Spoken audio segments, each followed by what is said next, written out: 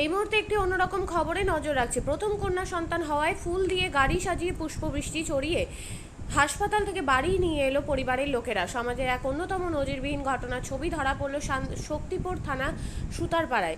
পরিবার সূত্রে খবর, হাসপাতালে প্রথম কন্যা সন্তানের জন্ম হওয়ার খবর পেয়ে আনন্দে আত্মহারা হয় পরিবারের লোকেরা। সেই খুশিতে গ্রামের লোকেদের মিষ্টিমুখও করানো হয়। বর্তমান সময়ে কন্যা সন্তান হলে অনেকে মুখ ফিরিয়ে নেয়, এমনকি আবার বধূ নির্যাতনের খবর বেশ কয়েকবার সংবাদ মাধ্যমে উঠে এসেছিল। কিন্তু এরকম নজিরবিহীন ঘটনা এলাকার মানুষকে চোখে আঙুল দিয়ে বুঝিয়ে দেয় শুধু ছেলেরা নয়, মেয়েরাও বংশের প্রদীপ জ্বালাতে পারে। আজকে মূলত ফুল দিয়ে গাড়ি সাজানো আপনার বাড়ির সামনে দেখতে পাওয়া গেল, আর এখানে মিষ্টি মুখ করানো হচ্ছে সকলে। বিষয়টা কারণটা কি? বিষয়টা হচ্ছে, আমাদের বাড়িতে আমাদের কোনো বোন নেই। আমার ছোটো হবে দুটো ছেলে, বোন নেই। আমার 3টে ভাই। তো আল্লাহ দিয়েছে, আমাদের একটা মেয়ে হয়েছে। তো 50 দিন হলো। তো আজকে শ্বশুর বাড়ি থেকে আমার বাড়িতে নিয়ে আসলাম আমার মেয়েকে। তো এই জন্যে খুব খুশি হচ্ছে। আল্লাহ লাখ লাখ শুক্রিয়া, অনেক শুক্রিয়া। তো কাটোয়াতে মাতৃকল্যাণে হয়েছিল, নার্সিংহোমে হয়েছিল। তো আজকে নিয়ে আসলাম, এই জন্যে গাড়ি সাজিয়ে ফুল দিয়ে নিয়ে আসলাম। আমার বাড়ির লোক খুব খুশি এই জন্যে। এখানে একটা প্রশ্ন আসছে, যেখানে কন্যা সন্তান হলে অনেকে মুখ ফিরিয়ে নেয়, সেই জায়গায় আপনি ফুল দিয়ে গাড়ি সাজিয়ে সাদরে গ্রহণ করে নিলেন। এই বিষয়টা একটু অন্যান্য জায়গায় দেখতে পাওয়া যায় যে কন্যা সন্তান হলেই কিন্তু বধূ নির্যাতন হয় বা মুখ ফিরিয়ে নেয়। এই বিষয়টা এলাকাবাসীর জন্য কী বার্তা দিচ্ছে? এলাকাবাসীর জন্য একটাই বার্তা দেওয়া হয় যে আল্লাহর রহমত, একটা মেয়ে মানে আল্লাহর অনেক রহমত। তো আমাদের বাড়িতে মেয়ে হয়েছে, আমরা খুব খুশি। আমাদের বাড়িতে এমনি মেয়ে ছিল না, আমরা মেয়ের একটু কমতি ছিল আমাদের বাড়িতে। তো আল্লাহ দিয়েছে বলে মেয়ে হয়েছে, খুব আমরা খুশি। এতে আমাদের বাড়ির লোক খুব খুশি। আমার নাম জসিমউদ্দিন শেখ। হ্যাঁ, আমি বাচ্চার বাবা। গাড়ি সাজিয়ে একটি বাচ্চা হাসপাতাল থেকে বাড়ি নিয়ে আসা হলো। মূলত বাচ্চাটা তোমার সম্পর্কে কে হচ্ছে? আমার ভাইজি হচ্ছে। তো মূলত ফুল দিয়ে গাড়ি সাজানোর কারণটা কি? কারণ একটাই, যে আমাদের বাড়িতে একটা মেয়ে নেই, সেই কারণে আমাদের একটা ভাইজি হয়েছে, খুবই খুশির একটা ব্যাপার।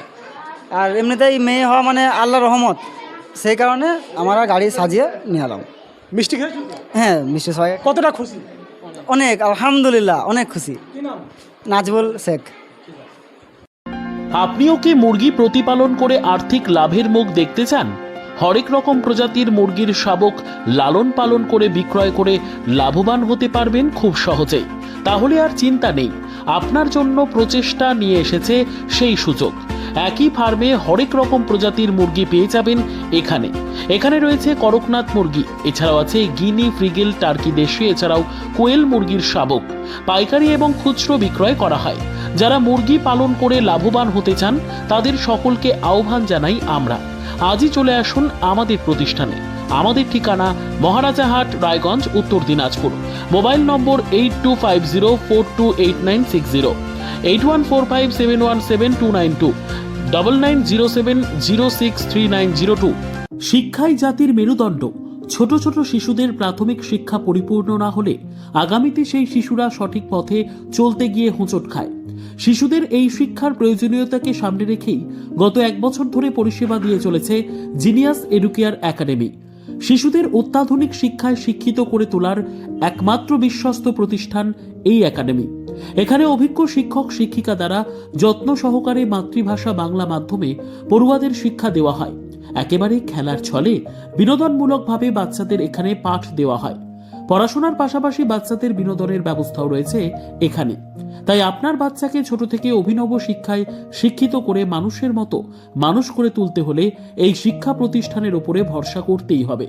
আমাদের ঠিকানা জিনিয়াস এডুকেয়ার একাডেমি, স্থান ঘুঘুডাঙ্গা মোড়, পোস্ট ভূপালপুর, রায়গঞ্জ, উত্তর দিনাজপুর। মোবাইল নম্বর 9563630109 অথবা 7029042308।